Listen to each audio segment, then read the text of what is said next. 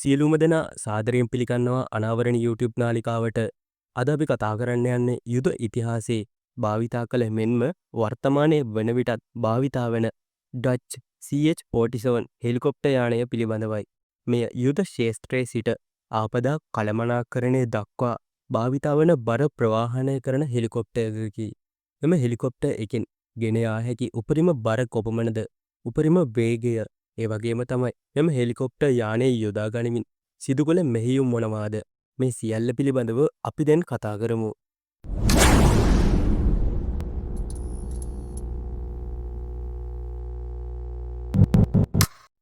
CH-47 helicopter එක ඇමරිකාවේ Boeing සමාගම විසින් නිපදවනු ලැබූ බ්ලේඩ් දෙකක් සහිත බර ප්‍රවාහන හෙලිකොප්ටරයකි. 1961 වර්ෂයේදී තමයි මේ නිර්මාණය වන්නේ. ප්‍රධාන වශයෙන් මේ භාවිතා කරන්නේ සෙබළුන් යන්ත්‍ර ආහාර හා ආරක්ෂක උපකරණ ප්‍රවාහනය කිරීම සඳහායි. හෙලිකොප්ටර් යානයේ දිග මීටර 30ක් වෙනවා.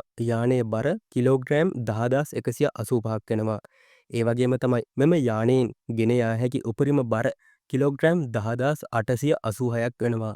යානය තුල සෙබළුන් ගෙන යනවා නම් සෙබළුන් 33 දෙනෙකු ගෙන යාමේ හැකියාවක්ද මෙම යානයට පවතිනවා. හෙලිකොප්ටර් යානයේ උපරිම වේගය පැයට කිලෝමීටර් 302ක් වෙනවා. මෙම වේගය පවත්වා ගැනීමට හනීවේල් T55 වර්ගයේ එන්ජින් දෙකක් මෙහි පවතිනවා.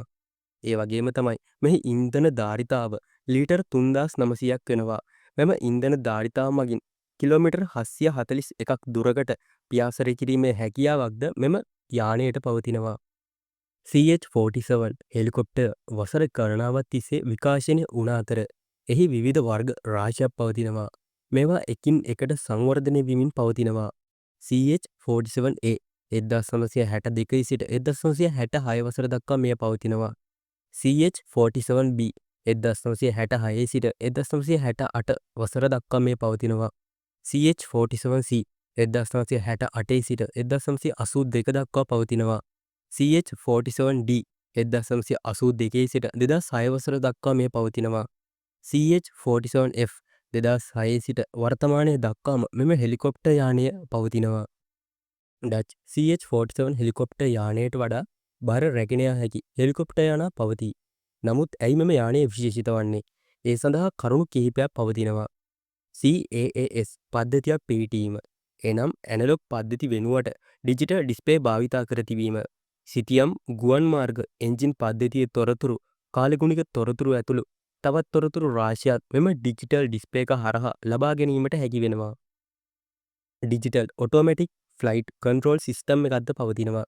ඒ හරහා යානයේ පයිලට් සහ කෝ පයිලට් යන දෙදෙනාටම යානය පාලනය කිරීමට පහසු වෙනවා. නයිට් විෂන් සිස්ටම් එකක්ද මෙහි පවතිනවා. එයාට ඔයා රීෆියුලින් කැපබිලිටි හැකියාවක්ද පවතිනවා. ඒ කියන්නේ අහසේ සිටම යානයට ඉන්ධන පුරවා ගැනීමේ හැකියාවක්ද පවතිනවා. හොඳයි, අපි දැන් මෙම යානයේ මෙහියුම් ඉතිහාසය දෙස බලමු.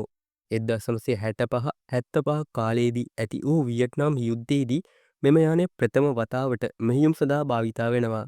එහිදී සෙබළුන් ඉන්ධන හා ආහාර ප්‍රවාහනය කිරීමට භාවිතා කරලා තියෙනවා.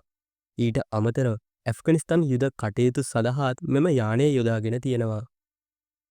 CH-47 හෙලිකොප්ටර් යානයේ වර්තමාන තත්ත්වය දෙස බැලුවොත් මෙය විශාල වශයෙන්ම ප්‍රයෝජනයට සහ භාවිතයට ගන්නේ නෙදර්ලන්තයේ විසින්මය. ඒ වගේම තමයි වර්තමානයේ වන විටත් මෙම හෙලිකොප්ටර් යානය වැඩි දියුණු වෙමින් පවතිනවා.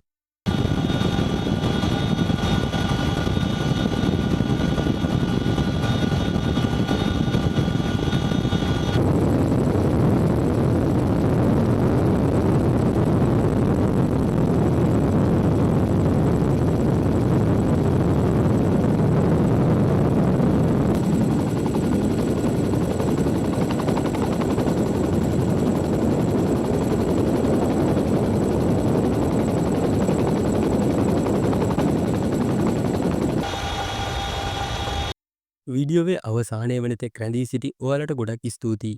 නැවතත් මෙවැනි වීඩියෝවක් සමග හමු වීම බලාපොරොත්තු වෙමින් සමුගන්නවා. ඔයාලට සුබ දවසක්.